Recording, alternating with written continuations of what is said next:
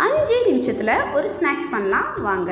1 cup அரிசி மாவு, 1/2 cup sugar, கொஞ்சமாக சால்ட் சேர்த்து நல்லா தண்ணி விட்டு இந்த அளவுக்கு பிசைஞ்சுக்கோங்க. கையில் ஒட்டாமல் இருக்கிறதுக்காக கையை இந்த மாதிரி நனைச்சிக்கோங்க. தேவையான அளவுக்கு பால் மாதிரி எடுத்துக்கோங்க. இப்போது ஒரு தோசைக்கல்ல கொஞ்சமாக ஆயில் விட்டு இந்த பாலை அதில் வச்சு நல்லா எல்லா பக்கமும் சமமாக பரப்பி விடணும். இந்த மாதிரி எல்லா பக்கமும் சமமாக பரப்பி விடுங்க. 2 பக்கமும் நல்லா கோல்டன் ப்ரௌன் ஆகிற அளவுக்கு நம்ம வேக வைக்கணும். தேவையான அளவுக்கு நெய் ஊற்றிக்கோங்க. நெய் ஆப்ஷனல் தான். 2 பக்கமும் இந்த மாதிரி நல்லா செவந்து வெந்ததுக்கு அப்புறமா சர்வ் பண்ணலாம். Snacks ready. ரொம்ப டேஸ்டான ஸ்நாக்ஸ் ட்ரை பண்ணி பாருங்கள். தேங்க்யூ.